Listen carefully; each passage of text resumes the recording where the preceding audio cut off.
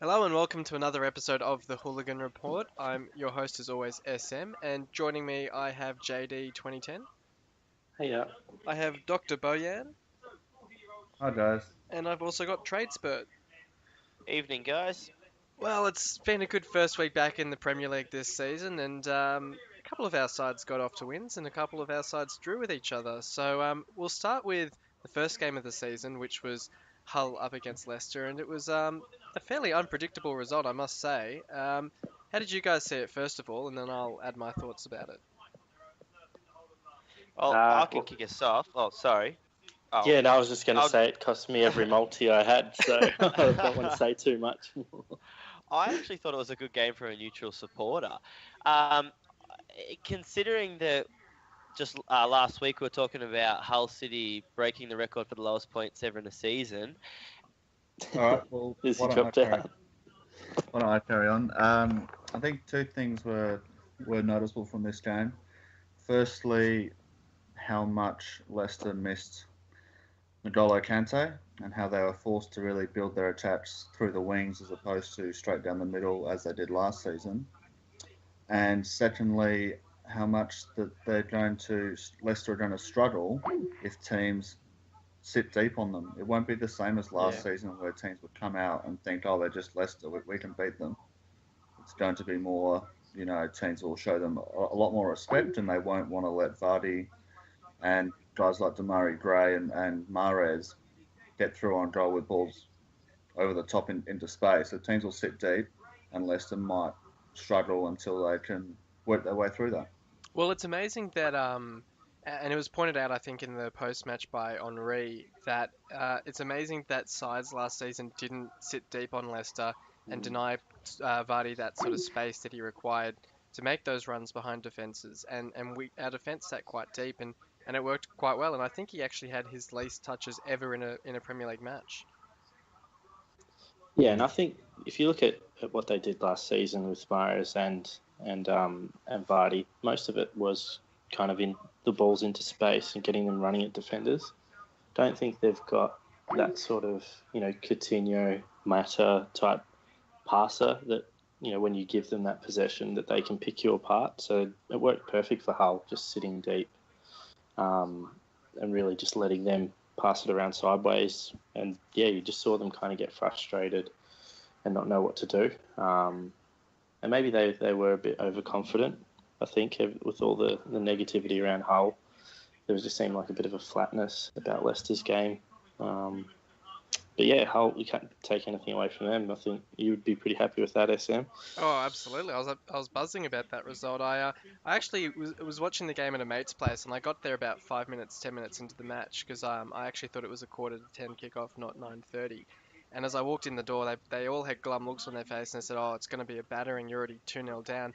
And it didn't even shock me. And then I actually looked at the screen and went, "Oh, geez, no, it's actually still 0-0."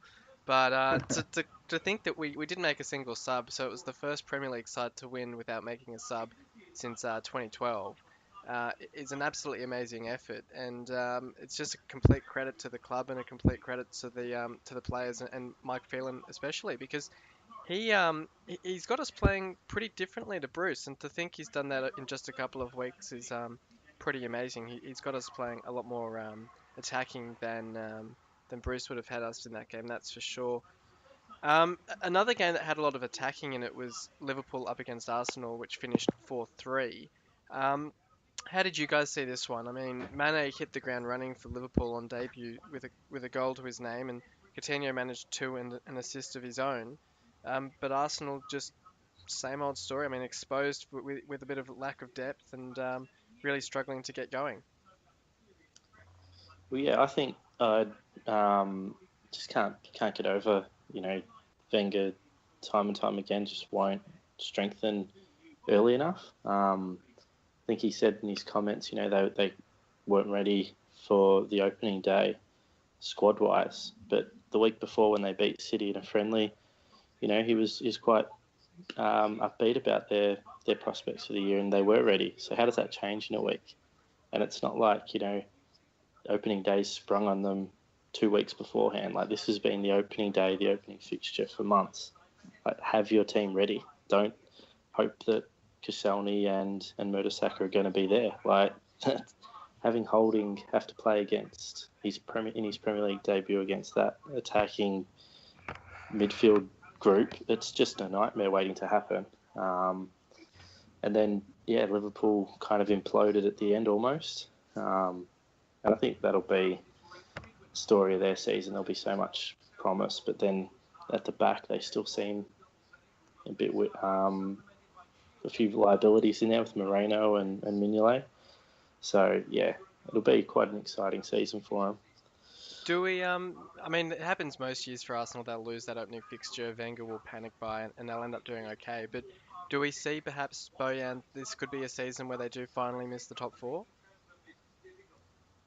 Well, look, they need to, they really need to buy a couple of players this year. It's only going to be more and more competitive. There's more and more money coming through the mid-table clubs that want to push on and get Champions League football. And, I mean, you saw last year, my club, United, missed out. And what have they done? They brought in a world-class centre midfielder and potentially, if he's still at that level, a world-class centre forward and you know, Mkhitaryan and Bailey as well. So for them to go into the start of the season with Holding and Chambers as a centre-half pairing, that's really, really poor. And it's really unfair on those two players, particularly Holding. But Chambers has been sitting on the sideline waiting for an opportunity for so long. This is not what he would have been envisaging. I can see them missing the top four unless they go out and spend the money. They're haggling over €5 million over Mustafi. Mustafi's personal terms are agreed, but they haven't agreed a fee with Valencia of €30 million. I mean, what world do they think we're living in now? That's just the money I have to pay. I mean, I think someone like from JD's team, I think Alderweireld is the anomaly, not the norm, to get that caliber centre half at that price. But for Arsenal, they don't have to go and spend that money to bring in Mustafi. As I said last week, he's not world class. He's very good, but he's not world class. And they need a centre forward bad. They've got too many midfielders as it is. Sanchez is not a centre forward. He can play as a support striker, but not up there on his own. We saw at the end of the game, they're looking at putting balls in the box, and you had Cazorla and Chamberlain get into the byline. They look up and they have to cut back because there's no one over 5'8" in the box. So it's really poor from Wenger to have let it get to this scenario. And there's something to be said for making a high quality signing before the season starts. And if you bring in a world class player into a dressing room, everyone else lifts. It's like if you're playing local footy and this guy turns up and you heard he played at a much higher level. No one begrudges that. Everyone's really happy you got a world class player in your team, and they need to freshen up that. And I think that this will be the year because I don't think Giroud can score enough goals to get them into the top four on his own. Sanchez, who knows? He didn't finish the year that well last year, but defensively they've got so many defensive midfielders and not enough centre halves. And even with their full centre half pairing back there are plenty of better centre half pairings in the league. So I don't think they're top. The only area they're top four is in the attacking third minus Giroud with Ozil and Sanchez. They need to get rid of Giroud and buy a top four quality centre forward if they're to stand any chance to get in top four this year. Well, one side that did go out and buy a big well, he wasn't that expensive in terms of transfer fee, but perhaps in terms of wages, was Ibrahimovic for United, and he managed to score on debut for you guys against Bournemouth in a pretty decent 3-1 win. What did you make of that first game, Bojan? I'll start with you, and I'll bring the other two into it afterwards. Were you impressed with the performance? I mean, it was a bit dour in the first half, but certainly seemed to open up in the second half. I was impressed with the second half performance. The first half, and Mourinho's touched on this numerous times during pre-season, that it's going to take time to get these players' mindsets out of the Van Gaal style, which is pass it around the midfield four. Whenever Ander Herrera gets the ball, I can tell you straight away he's going to pass it to Valencia. Whenever Rooney has the ball, he's going to play a skip pass out past Herrera and past the other midfielder to Valencia. when's your go back, and then cut it back. It's very methodical, Van Gaal's way of playing. When they eradicated that from their game and the fullbacks got to the byline and crossed it in, we started to look so much more threatening. If you get early balls in the box, it gives the striker that much more opportunity because the defence isn't set. In terms of Ibrahimovic, that's just what I was talking about with Arsenal. The kind of player they need. A big character with a big resume who everyone knows, yeah, he might not be what he was, but if you give him an opportunity, he will score. There's no doubt about that. And he had that. He had a beautiful flick through to Rooney. He's really the weak link in this side. If you take him out, put Pogba at 10, Mkhitaryan on the right, you're looking at a real world class final third. I don't think anyone could dispute that Mkhitaryan, Martial, Ibrahimovic, and Pogba is a world class final third. So I think at some stage of the season, we're going to need to make Mourinho's going to need to make a decision on Ibrahimovic and Rooney, and I can tell you right now, it'll be Ibrahimovic because at the moment they're getting in each other's way, and Ibrahimovic is far more productive from far less touches. So Ibra, perfect way to start the season for him. He didn't hit it cleanly, but he's pretty powerful bloke, and he had enough power to beat the keeper from 25 yards. So yeah, I'm really, really excited, and I've got a bit of surprise due for Marouane Fellaini. That's the best game I've ever seen him play. Even when he was at Everton, definitely throughout United, he pressed and pressed, especially in that second half. Him and Herrera, but him in particular, just pressed Bournemouth so hard and just got the ball off him. There were no elbows to heads, none of that crap. He took that out of his game. Got stuck in and just won the ball back at key moments for us. So I personally didn't think he had a future at the club, but maybe he does. Someone who knows Fellaini quite well, Tradespert. Did you happen to catch much of this game? And if you did, what were your thoughts on it? Yeah, I managed to watch most of the game, and Fellaini was actually for me my high point because even though he no longer plays for us, I've always been a big fan of him, and he sort of at the end of his Everton career, he become almost a false number 10, if you will, and then even under Van Gaal, he seemed to play that little bit more of an attacking, or I don't know if that was the style, it was what Fellaini was trying to do, but he was a little bit more forward of a central midfielder, but he seemed just to go back to the basics, back to the simple things, and that's all Fellaini needs to do, because he's a big physical bloke, and he used it. He doesn't need to be trying to pick out passes or doing anything too fancy or whatever. That's what Herrera was in the team next to him to do.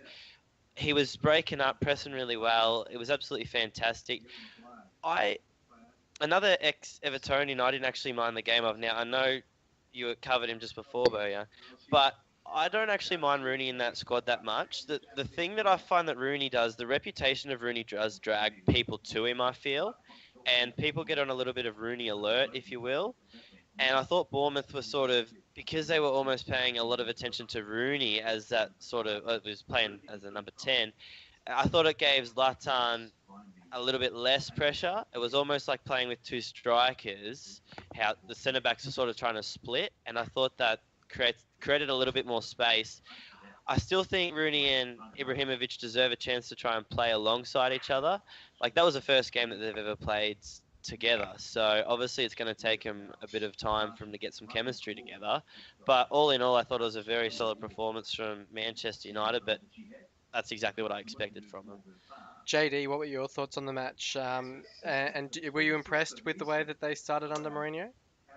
Yeah, I was pretty impressed. I do think you've got to settle down with the Fellaini goo. It was Bournemouth.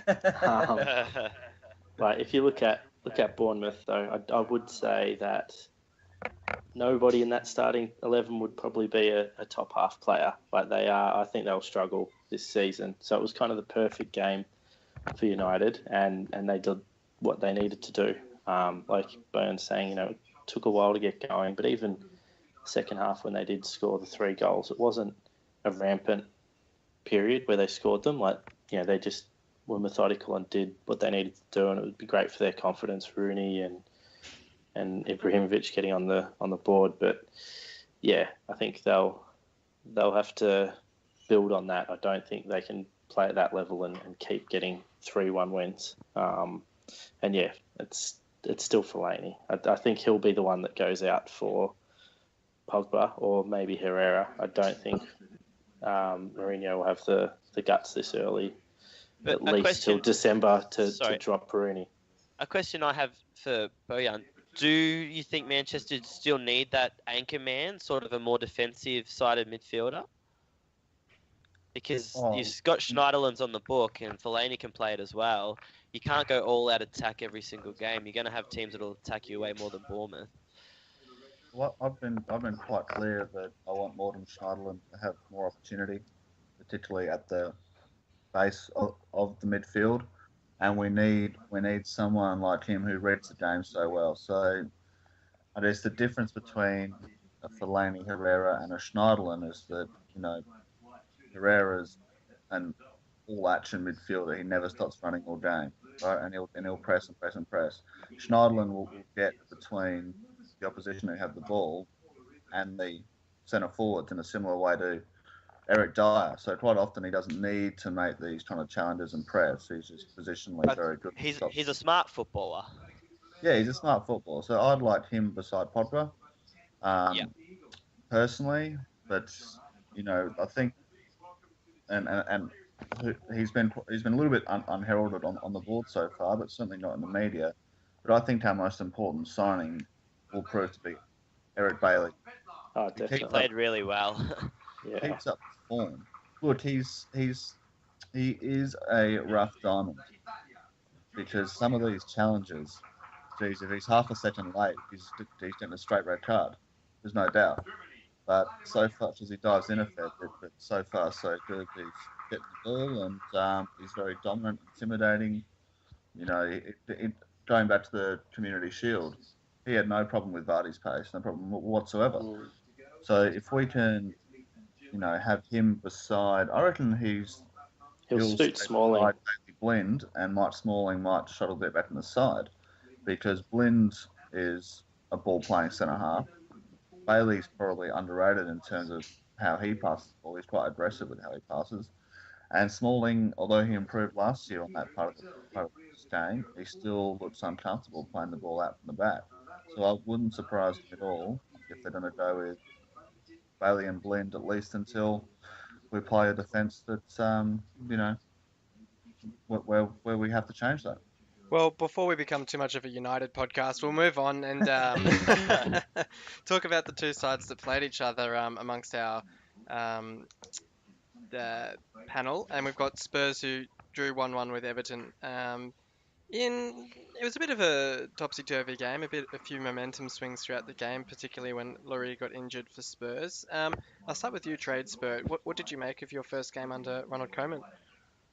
Well, from an Everton point of view, I was really, really impressed. I thought we started the game incredibly well, but Koeman actually said in a press conference just before the Friday before the game that we're running at about 70% fitness, and that definitely showed on the weekend. Our first half was absolutely brilliant, but as the game it was a game of two halves, and then as the game went on into the second half,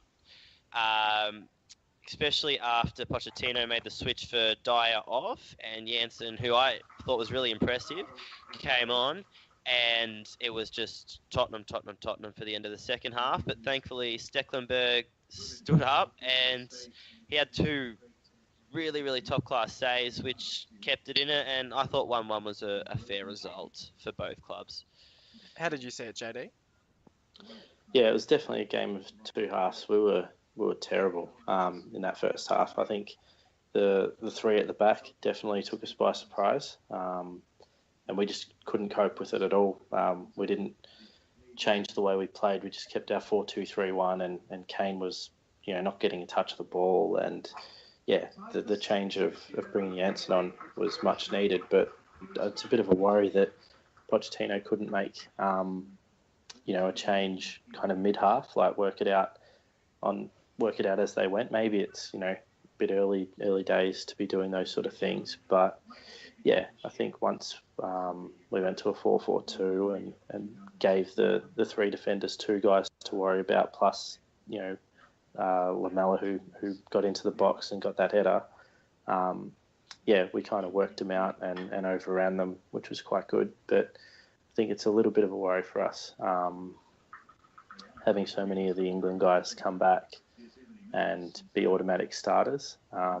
Personally, I'd be dropping Dele Alli just to start with. He's only a young guy. And as a young guy, Josh Onuma, who had a great pre-season, why wouldn't you just let Ali ease his way back in and reward a young kid who's done well for us in pre-season? That would be my biggest takeaway from it. Or Janssen, who was sharp all through his games in Melbourne, and then scored against Inter Milan. So, hopefully it's just a slow burn for us, because if we play like that first half, we'll be struggling to make it to Europe at all. But it was good to see us improve. Do you think that's why Dyer came off? Because I was quite surprised that Eric Dyer came off instead of Wanyama, because I thought Dyer was just about your best player on the field. I thought at the time he went off. Yeah, I agree. He was our best player, but Wanyama had a full pre-season. So if you were going to pick between the two, I think it was a great decision. I was glad it was him, just in case, towards the end of the game, he might have tired a bit more than Wanyama did. But I think we probably should have mimicked what you guys did with three at the back. Dyer could have easily dropped into a three at the back, pushed our wing backs up, and probably moved Lamella or Ali to play as that support striker with Kane in the first half. But we just tried to do the same old 4-2-3-1. There was just no room in midfield. We kind of played like England did at the Euros. No support for Kane. And he wasn't sharp himself. It's not taking anything away from him. He was pretty poor. But when you're the front man, and the three behind you aren't doing much and aren't linking up with you, there's only so much you can do. So there's a few worries there, but hopefully we can sort those out against Palace this week. Tradespert, what did you make of Deulofeu playing in that sort of false nine role with Lukaku missing? From the options we had available, he had to play as a striker, because literally Niasse and Kone are our two other strikers currently in the squad. Would you call them strikers? Would you? They call themselves a striker. They play as a striker, but yes, they're not Premier League quality. Niasse wasn't even on the bench. I say with my club having been linked to Niasse, so that's concerning. From the options in the squad available, Deulofeu had to be named without Lukaku being match fit, physically fit. He was injured. I think Koeman's seriously considering Deulofeu actually playing as our second option for a striker. He makes really good runs. I think he keeps the defense really honest, and he cut off a quite terrible back pass. I think it was from Rose, passed it back. And he got on it and ran really hard to get it. Absolute nuisance. But then his problem is his end product, his finishing. And credit to Vorm, who had a good save, but he literally just almost kicked it straight to the keeper. So his end product is still very questionable, and I'd like to have a new backup striker, and I'd probably have him as my first choice right wing. But from the current squad available, it was the right choice to make. From my perspective, I think he was. As soon as he went off, I kind of felt comfortable that it was either going to be a Tottenham win or a draw. He was quite good and quite threatening. When Kone's the man coming on, I would feel that way. In a roundup of the other fixtures, neither of the other promoted clubs managed to get a win. Apparently, we're actually the first club since 2012 to win first weekend after promotion. But Borough managed to get a 1-1 draw with Stoke, while Burnley lost at home to Swansea 1-0. Man City managed to win 2-1 against Sunderland, but that was courtesy of a pretty late own goal on debut for Paddy McNair. McNair, that's the one. I was thinking Love for some reason, but it's McNair. Southampton. He played quite well, Donald. He did after he came on. How long was he on for before the own goal? No, Donald Love started the game at right back. Love played well. Sorry. Okay, yeah. Full 90 minutes, and I was surprised that he was horrible for our reserves. Paddy McNair was on about 15 minutes. was unlucky though. If he didn't put it in, the City player next to him would have surely. Yeah, it's one of those unlucky ones. Yeah. So He had Dennis next well. to no time to react. yeah, he Dennis looked pretty played good for Sunderland. I think that's probably his level though, isn't it? It's, at this level, No. like That's not his level, He's- mate. you think he's got a bit more than that. You know what he's got? He's got a crap load of talent and a shocking attitude. And so he needs to be brought down a peg, and that's what Sunderland will do. He can be the main man there. You know who he's like? He's like Hudson Ben Arthur. Who's He's all the talent in the world, but if he doesn't put it together, he looks hopeless. I mean, Who a is lot of that? people forget how good he was in that debut season under Moyes. And to create their second goal, he beat 3 players on the right hand side and bit passed like the ball square for the assist for Defoe. So I Bit think like, he's got a lot to. bit like Morrison at West Ham. Was he also a United boy? Ravel Ravel Morrison. Was he Ravel United? Morrison. Yeah. He was at He was United. the best of the lot. Came through with Lingard and Pogba. I no word of a lie, much more highly rated than Paul Pogba. He's just had a stupid attitude. Yeah. He's just beating. He was in trouble every second day all through his time at United for not turning out to training, not doing his schoolwork. Most disappointingly, getting in fights, getting involved in gangs. But you put him out on a football pitch, amazing. But he's now rotting in Lazio's reserves. I don't know what he's doing. I know his agent's trying to get him moved back to England. You know, I wouldn't be against us taking a shot on him, to be honest. Get him back with Pogba and Lingard and under Mourinho, see if there's anything left. But in terms of Adnan Januzaj, yeah, look, I think he's got talent in abundance and it'll be a great loan for him. He's still only 21. So there's still plenty of time for him to sort himself out. So, yeah. I think one thing that will help thing will help Januzaj at Sunderland, he doesn't have anywhere near the media scrutiny at Sunderland that he will at United. No mainstream media has headlines and back pages on Sunderland. So I think it'll actually be an advantage to him to be a little bit shut it away from it all, just go back to the basics and just play football because the kid's got talent. Yeah, Southampton managed to draw 1-1 at home to Watford, courtesy of a relatively late goal for Nathan Redmond on debut, and he almost bagged a winner after a pretty good piece of play, but he was a little bit offside when he slotted that one home. Chelsea 2-1. The red card changed the context of that game. Yeah, that was a big moment because Shane Long basically threw on goal, and he pretty much had to do it, and so he kind of made the right decision in that sense because it saved them a goal, but it certainly changed the game. Yeah. Southampton probably almost just about deserved to win in that game, I thought, as well. Yeah. So they'll be a bit frustrated with the 1-1. Speaking of red cards though, Chelsea 2-1 over West Ham, but the man who scored the winner shouldn't have been on the pitch. What did we make of that one? Definitely West shouldn't have Ham been on the fans pitch. have every reason to be pissed off at that. That was outrageous. There's even a photo with a still shot, and he studs up just about in the calf muscle of Adrian.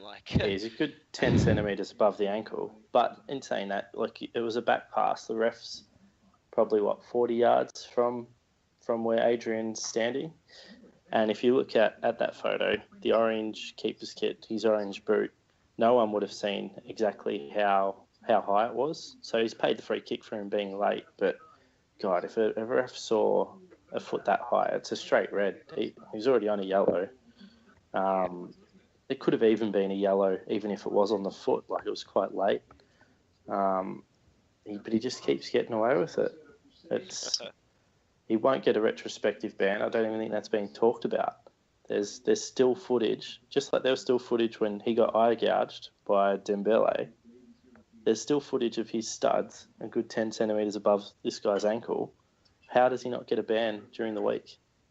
It's mind-blowing how he keeps getting away with this.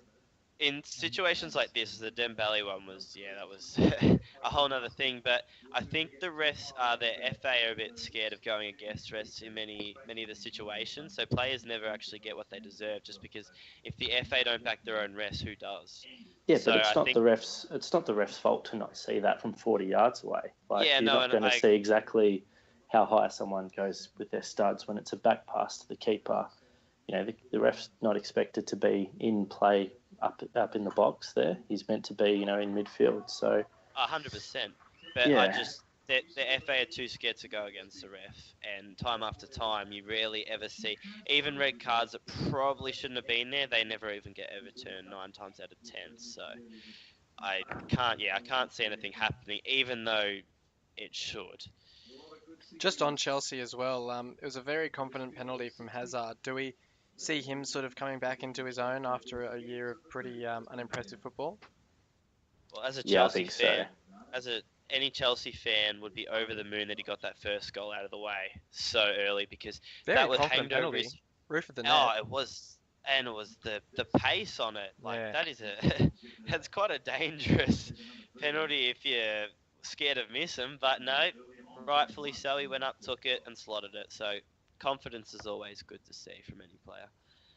And then a typical Pulis result with a smash and grab for West Brom, 1-0 over Palace rounds out the results. Anything else of note we wanted to touch on with those results? How about Well, how there you about go, Mike Dean's atrocious penalty decision for Damari Gray against Oh, us? yeah, we didn't even touch on that one. Meter outside the box. Yeah, speaking of bad decisions, Christian Fuchs not getting sent off in that game, and then Demarai Oh, Gray God.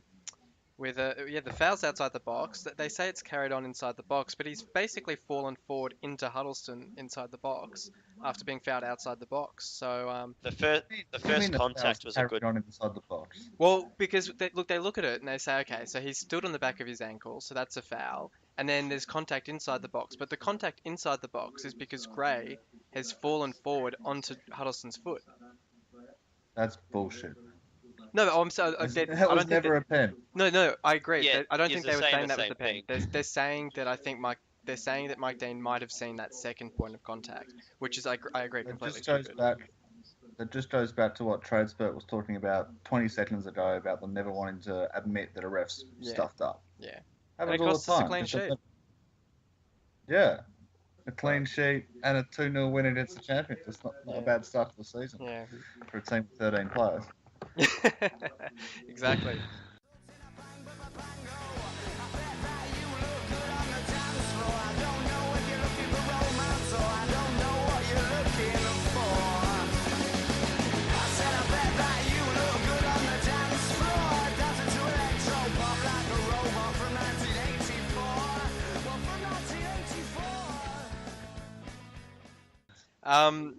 So I guess we'll move on to the previews then. We'll start with we've got a Friday night game, which is a pretty much a rarity these days in the Premier League. Though I think they're trying to start it up a bit more often in the last season or two. But it's your mob, Bojan. So we'll keep it nice and short after we had a nice 8-minute discussion on your guys beforehand. But Southampton are a team who each season go from strength to strength, as we've touched on a couple of times already, and they looked a bit rusty against Watford, but looked quite promising as well. How do you think this one will go down?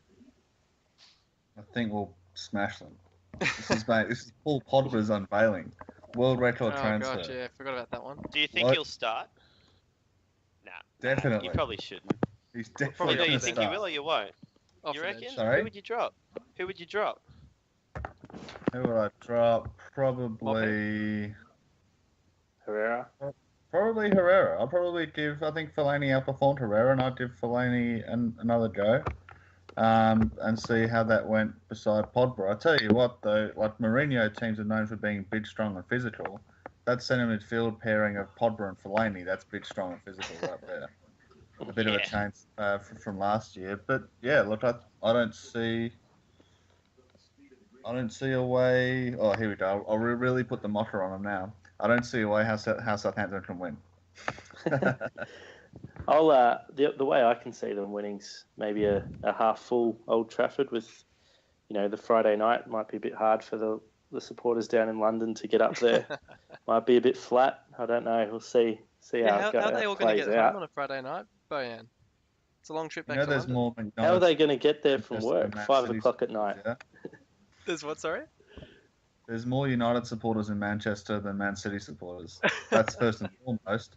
And the problem with the reason, one of the reasons why no one likes, Europa League is that it's obviously not as good as the Champions League, and you don't get home if you live in London until about 2, 3 a.m. Yeah. Yeah. But if it's on a Friday night, who cares? You're not working the next day. So Yeah. I would expect the stadium to be at match capacity. You know what's funny? You bring up match capacity because Man City didn't sell out their first game of the year, Knew that was and their coming. tickets were on general sale the day before the game. Um, Any Sco- opportunity to bag out City's attendance. Score predictions, guys? I'll go another 1-0. 3-1. 3-1 for Think I'll 1-0. go Tradespert. 4-1. 4-1. 4-1 United. Zlatan hat-trick. Was that a 1-0 from you, JD? Yeah, it'll be a Mourinho 1-0. Yeah, I'm thinking maybe 2-1 to United. I think they'll get the job done, but I reckon So Southampton will go. We got a and smash 1-0, a 2-1, a 3-1, and a 4-1. it. Where's the pod recruit? Well, it's nice and symmetrical at least. Talking about those cross-city rivals, Man City plays Stoke in, I think it's the early game on the Saturday night. Stoke without Butland could be a bit exposed. They conceded a fair few goals last season when he was out of the side. How do we see this one going? Do we see City sort of taking them into counter? It's hard not to back City in this one. I'll be very interested to see what happens with Joe Hart, however. Yeah, I think he won't start again. He's made his decision now, and he'll stick with it till they sign a new one. It'll be interesting to see if Pep can do it on a early Saturday game at Stoke. Well, this is what passing dreams are out made from the of. back, and That's yeah, cold. so John Stones could be exposed, and Well, he'd Paul actually Hell know a could fair break few loose, of the Stoke squad, wouldn't he? Because Afellay, Bojan, who else would have come through the Barca ranks? yeah, I wouldn't be surprised if those guys do lift a bit. And yeah, they weren't fantastic against Sunderland, so I'm picking a draw for this one, maybe 2-2. Yeah, Bojan will come back if he is fit. I'm not sure. I didn't watch a Stoke game at all last week, but yeah, I think he'll score a double, and City might struggle to a point. Well, speaking of Well, Bojan, don't what's your forget- score prediction for this one? Well, don't forget that Pep was the man that sold Xherdan Shaqiri to Inter when he was at Bayern Munich. So I'm he's got sure- links with them all. Yeah, so there's a fair few. Yeah. So, and I was really happy that Shaqiri scored that goal on the weekend. It was a beautiful free kick because he really needs to push on from last year. You know, he was good without being spectacular, but you know he's their marquee player. Yeah, and I think Stoke were pretty ordinary. Just looking at the But you'd highlights. still have to, even with Caballero in goal, you'd still have to back him in. Man City 2-1. I thought they were very unconvincing against Sunderland, and it'll be interesting to see if Pep will be able to handle the different changes in tactics from week to week. You know, your purist styles, your more open playing like Southampton styles. Because in Spain and in Germany, everyone pretty much plays the same way. So it's just about who's got the better teams and a few tactical tweaks, yeah? But in England, there are so many different teams with different philosophies. You've got coaches from all over the world who all want to do things their way. So I think that they'll have enough this weekend, but it'll be interesting to see how they go. So I reckon 2-1. Sorry, Tradespert, what was your prediction? I'm actually going to go with a 1-1 draw. As we were mentioning, I think a lot of the Stoke players have something to play for. City also played quite a strong team this morning in their Champions League game. So I actually am going for a 1-1 draw just to mix it up a little bit. Yeah, I mean, I think they lost at Stoke last season. I think it was might have been a 2-0 game. I think it was Arnautovic might have got a couple of goals in that one, unless I'm thinking of a different game. So they've posed problems for City before, and as you say, Bojan, I think it'll be interesting to see how Guardiola adjusts to the different styles. And yeah, I could see a 1-1 draw in this one. Maybe City can edge it, but it'll certainly be quite interesting and a good start to the weekend's football after the United game, of course. We've got a London derby up next in Spurs against Crystal Palace. JD, how are you seeing the side lining up, particularly with Lloris out of the side? Do you still see enough strength there to get past Palace? Well, I'm never confident against Pardew. He's that sort of guy that that I've got a feeling that they'll really struggle this season, but they'll be the Newcastle of last season who gets points against us. Just something about his smug face, I think. We're notoriously slow starters to the season as well. So a win would be kind of the bare minimum, but it really would be a fantastic result because we haven't had long with the guys from the Euros. I think we had one friendly against Inter, and then that Everton game was a bit of a shambles. So Vaughan, I'm pretty happy with him to be in the side for the next month. He's a good mid-table sort of keeper. And we'll just see. Hopefully, it's not the same old 4-2-3-1, same 11 as every week. I don't think we should go with Dyer and Wanyama for a game at home against Palace, but I'm expecting to see that. I'd prefer Ali to move into that Dembele role and bring another attacking midfielder in, just to give us that drive. That's what we really miss. I think the Premier League side has a thing on there, the Dembele effect, how it's been affecting Kane. I think with his suspended games, I don't think Kane's had a shot on target or scored a goal, or it was some bizarre stat like that. And I think he is our most missed player, and we don't try and replace him properly, having Wanyama or Dyer doing his role, or Mason, heaven forbid. So, not too confident this early in the season that we'll win this one. So score prediction, so you reckon maybe a draw? Say 1-0 Spurs. And what about the other two? Bojan? Well, Or Tradespert, yeah? Bojan can go. I don't think Leicester can store. I don't think Palace can store goals without a striker. And Pardew looked a bit kind of forlorn in his last press conference, because it doesn't matter what they do with different areas of the pitch. There's no one that can put the ball in the net at the moment for them. And, unfortunately, they got Townsend this week, who will come back to make us pay those 10 million back, I think, with a goal. Just something about him, and him and Pardew just got a bad feeling. Well, that kind of but in terms of a score prediction, I think Spurs will have a day out and win 3-1, and I'll tip the one as being Townsend. How's that? Tradespert? I actually think that Tottenham should do this game with ease. JD, you've been too conservative, mate. I watched the Palace game on the weekend, and whilst they had more possession than West Brom under Tony Pulis, who hardly even shoot, had one less shot in the entire game than Crystal Palace. And Jednak started last week. He'll be gone by the weekend. I don't think it's official yet. He's moved to Villa. And Balassi also come on as a substitute to try and mix things up, and he won't be there anymore either. So their team's already weaker than what it was last week, and I was really disappointed with their performance after I talked them up a little bit in the last podcast. So I actually think Tottenham can win this game 3-0. Yeah, I think Spurs will do it pretty easily, but I'll just ask a quick question about Palace before we move on, and maybe get a one-word answer or a one-sentence answer from each of you. Do you think they'll sign Benteke?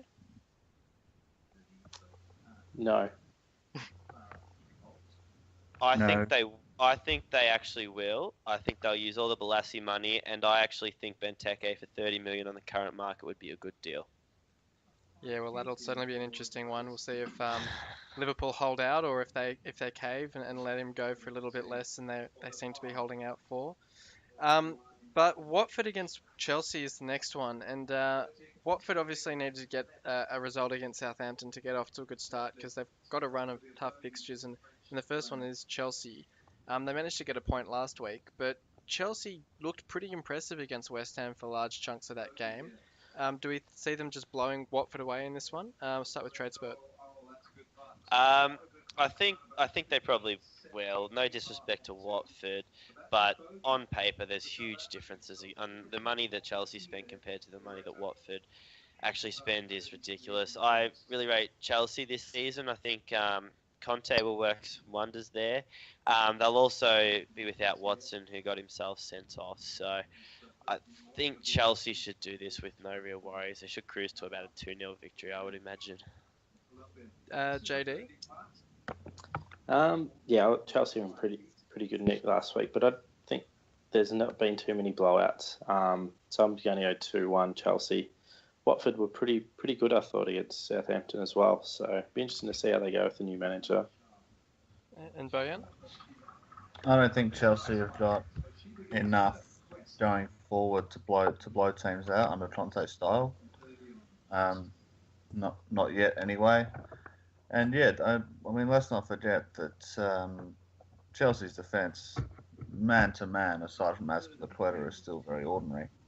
So I think that Dini and Igalo might find some success, and I think I'll back a 1-1 draw there. I think Chelsea might just shade it if Hazard can find the back of the net, as he seems to be looking likely to do. He had a few near misses against West Ham as well, so I could see possibly a 2-1 win for Chelsea in that one. But yeah, I could see perhaps an Igalo goal in that one. West Brom at home to Everton. I'll start with you, Tradespert, again for this one. It could be a tough game for Everton, a pretty physical side in West Brom, but is Balassi expected to be involved, and Williams as well? Yeah, I would expect them both to be involved. I'm really unsure on Williams, just because he didn't get a pre-season at all, just because of the Euros. I would actually love to be having Williams play this game, just to go against Rondon, who I think is an absolute beast. Just like JD was saying before about Pardew and playing against Tottenham, Pulis just always seems to frustrate and somehow get results against Everton, regardless of who is in charge of. He used to do the same at Stoke. So I'm actually a little bit nervous for this one. I don't think we'll be fully firing. I'd like to see Williams start, but I can't see it happening. I'll be very interested to see whether we go 3 at the back again. And I'd expect Balassi to come on at about the hour mark and try and make an impact off the bench. He probably won't start away. I hate giving predictions for my own team, so I'll predict... I'm a bit nervous. A 1-0 win to Everton or a 0-0 draw. I don't think this will be a very high-scoring affair, especially if Lukaku's not back yet. Bojan, how do you see it? Where's this game being played? It's at West Brom. Ooh. Well, West Brom still don't have a left back. So Johnny Evans played there on the weekend. I know they've asked United for Borthwick They always Jackson. just play centre backs there, though, don't they?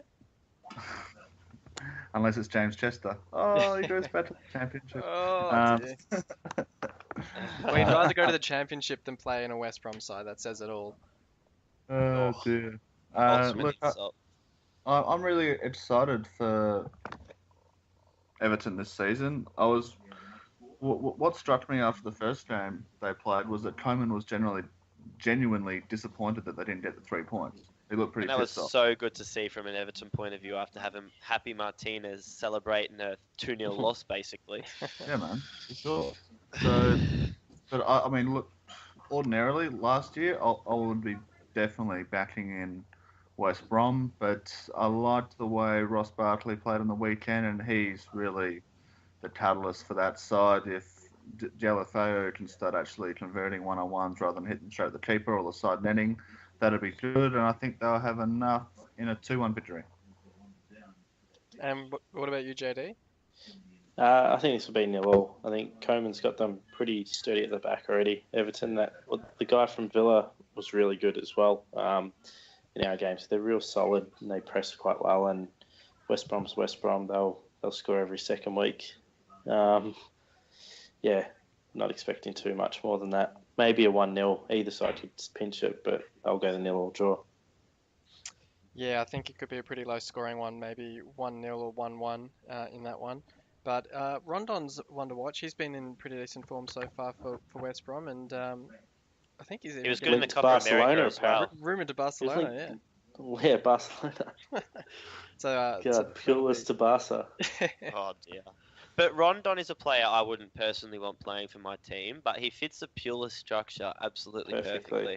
Yeah. He holds the ball up so damn well. He's an absolute brute, and he makes a 50-50, 75-25 in his favour, just off his presence. So I think he's a really good player for West Brom. Swansea up against Hull is, I think, the last of the midnight games, and it's a pretty important game for both sides, really. I mean, either of them could get off to a pretty decent start, considering both are expected to be fighting against relegation. And perhaps that means it could end up being a draw if both sides are a bit conservative. But hopefully it's the opposite and both sides really go for it and we get a pretty decent, attractive game of football, which, given the way we played against Leicester, is certainly how I hope we play this game.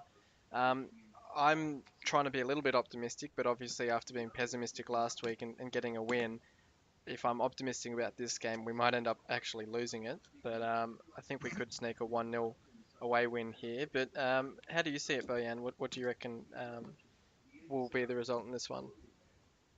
I was really impressed with Lorente on the weekend for Swansea. I personally thought he was washed up, but he certainly wasn't, and it was his header that Leroy first scored from the rebound. But I think if Hull want to win this game, they're going to need to bring the same heart and intensity to this game as they did last week. But I reckon a 1-1 draw is the way this one will end. Yeah. JD? Yeah, I agree. I think 1-1 Hull were pretty impressive, and so was Swansea last week in the away win, but I think they'll cancel each other out. Tradespert? Absolutely no disrespect to Swansea, but I actually put money on them to get relegated this season. They did impress me last week. I thought they got a solid result, and as Bojan said about Lorente, I also thought he was washed up, but he had a really, really wonderful debut. Almost did a little bit what Rondon does for West Brom, but for Swansea. I actually think both teams will be nice and conservative. Games like this, where two teams are expected to be fighting for relegation, it's a 6-point game come the end of the season. So I think either team will snatch a 1-0 win, or it'll be 0-0. I'm just going to back Swansea. Sorry, SM. I just think they've got the better squad on paper. Fair enough. Another battle Leicester, of... the squad. Sorry? Yeah, currently have the better squad. I think that's pretty easy to do. Another match between two sides who might be struggling for most of the season. Burnley up against Liverpool. Burnley at home for this one. As they said on the board, actually, a couple of the Liverpool supporters have said, in all seriousness, that they do struggle against these sorts of sides. Up against Arsenal, they win 4-3, and then they'll go to Burnley and draw or drop points in that one. But they've obviously started the season pretty well with some pretty decent attacking firepower. So there is the prospect that they could just completely blow Burnley away. JD, how do you see this one? Yeah, I think they'll absolutely smoke them, 4 or 5-0. Yeah, I think either one of a couple of Firmino, Mane, and Coutinho will hit 2 or 3. And yeah, Burnley, like we said last week, they're just doing nothing at the moment. They signed Stefan Defour, was it, from, I don't know where he is at the club moment. record, They've broken club record. I think. Yeah, but he kind of took a step back down to Anderlecht after failing somewhere. I can't remember where he was. So He broke his leg. Yeah, did he break his leg or? Yeah, he was like a wonder kid a while back, and then had a really bad leg break.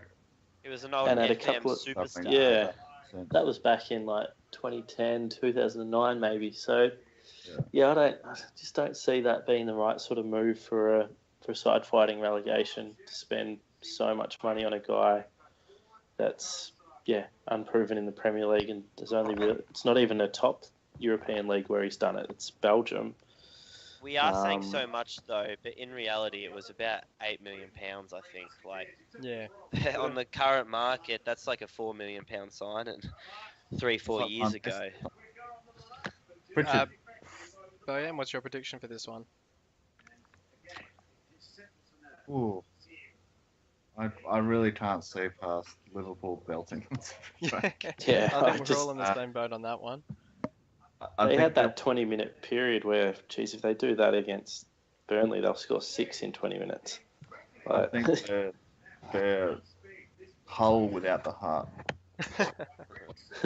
At least from the first week, SM. Yeah. I'm just trying to generalise your whole season based on that one game, if you don't mind.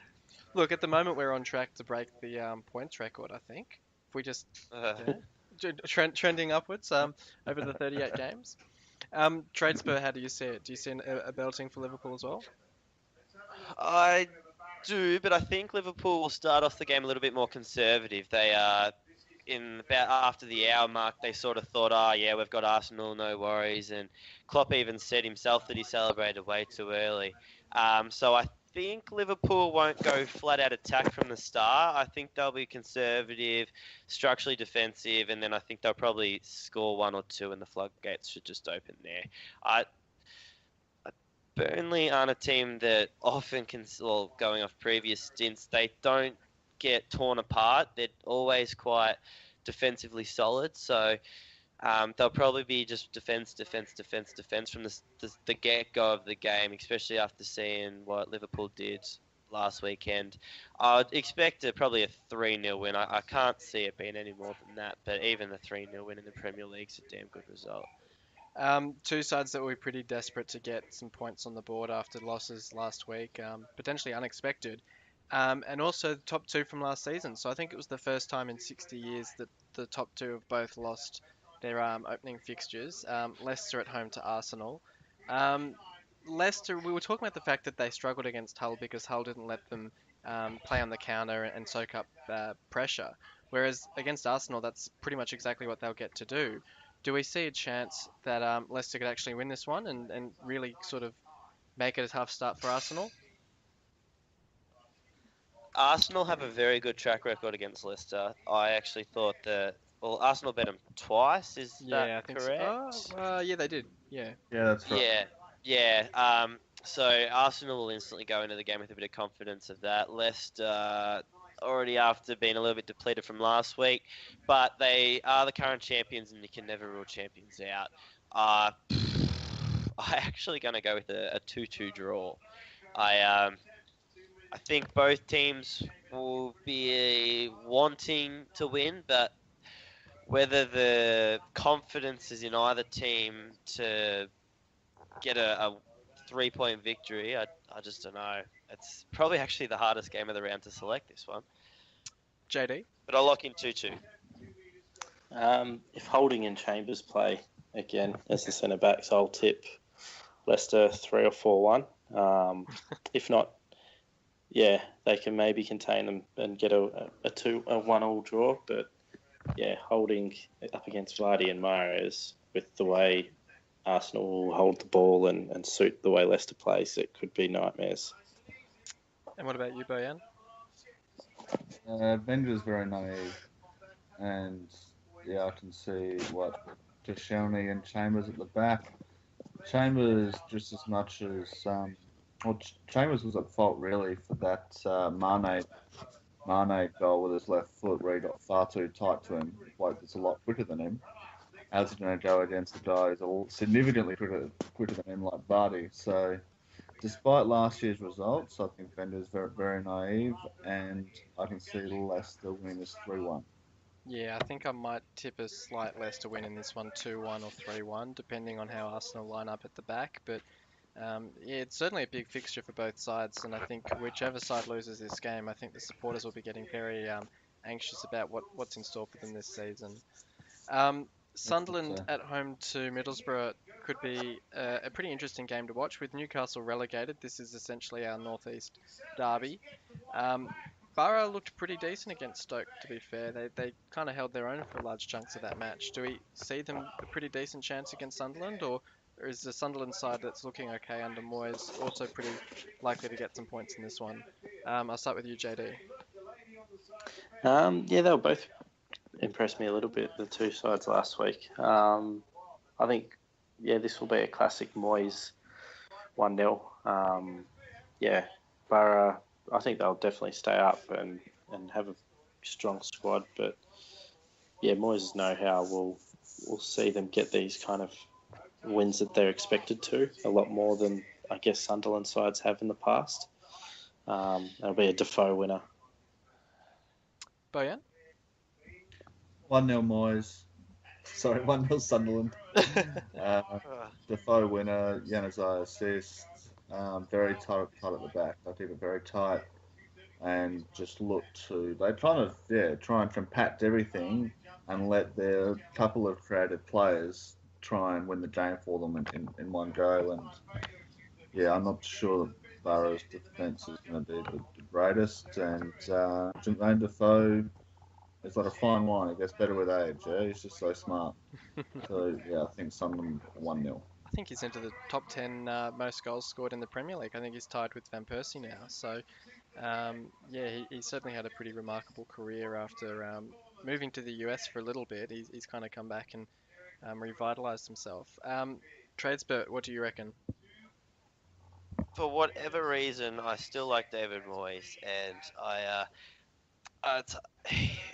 he sets up such a solid backline. I can't see the Borough offense being able to break him down. And as you were elaborating on Defoe before, I still actually rate him as a player. I think Barini has a few tricks up his sleeve, and so does Januzaj. So I'm going to go with the Sunderland 1-0 win. Yeah, I think it's 1-0 to Sunderland from all four of us for this one. I think Sunderland should be pretty tight and defensive at home, but still manage to also get over the line and get the result with, probably a Defoe goal. I reckon he's looking pretty decent at the moment. The final game of the round is West Ham up against Bournemouth. West Ham looked a bit dodgy against Chelsea, especially with Antonio at right back. I think that was certainly not helping them, and obviously he was the one that gave away the penalty for Hazard. Do we see them performing a bit better at home against Bournemouth in the first game at the Olympic Stadium? I'll start with you, Tradespert. I think this season's going to be a really big season for West Ham.